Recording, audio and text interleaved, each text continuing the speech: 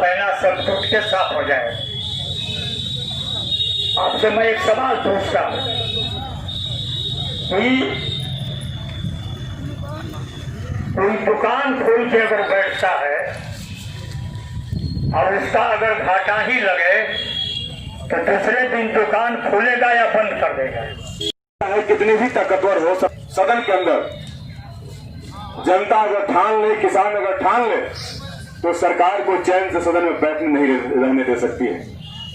और आज हम इसकी वानगी पूरे देश के अंदर देख रहे हैं। जब इस देश के अन्नदाता, जब इस देश के किसान अपने बहुत ही जरूरी और वाजिब सवालों के साथ दिल्ली की सड़कों पर बैठे हैं, तो केंद्र में सत्ता के नशे में चूर कुछ मंत्री और सांसद उनके बारे में अनाप शनाप बयान दे रहे हैं। जिस दौर में किसानों के इतने बड़े समस्या को हल करने के लिए कैबिनेट की मीटिंग बुलानी चाहिए थी, जिस वक्त में इस समय सदन चलाना चाहिए था, उस समय में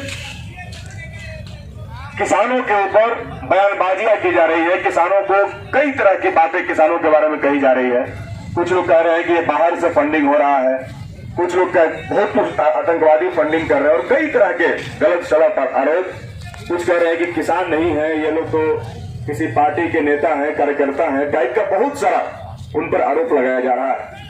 यह जो कानून है या मोदी जी जो भी कर रहे हैं, सोचे समझे साजिश के तहत कर रहे हैं। जहाँ तक सवाल है नोटबंदी का, जीएसटी का और काले कानून ये थीम लाए हैं, क्या कारण है कि 100 एकड़ में अडानी का भंडार बढ़ रहा है। इसका मतलब कि यह कानून बनाने से पहले यह साजिश रचा गया था। जा रही है, नहीं सुन रही है। कई एक दौर का बढ़ता चला, सब बढ़ता बेनतीजा हुआ। तो मैं सबसे पहले इस किसान आंदोलन में जितने किसान शहीद हुए हैं, मैं अपनी तरफ से और इस धरना के माध्यम से उन तमाम शहीद किसानों को श्रद्धांजलि अर्पित करते हुए क्रांतिकारी सलाम। किसानों ने दिल्ली की सरकार को, दिल्ली की सत्ता को, केंद्र की सत्ता को चारों तरफ से घेर लिया है, तो उनके समर्थन में देश भर के किसान भी अपने अपने जिलों में, अपने अपने प्रखंडों में और अपने अपने गांवों में उनके समर्थन में उठ खड़े हुए हैं। कुछ लोग ये कह रहे थे कि यह आंदोलन सिर्फ पंजाब और हरियाणा के किसानों का है, सिर्फ उधर के ही किसान दिल्ली पहुंच रहे हैं।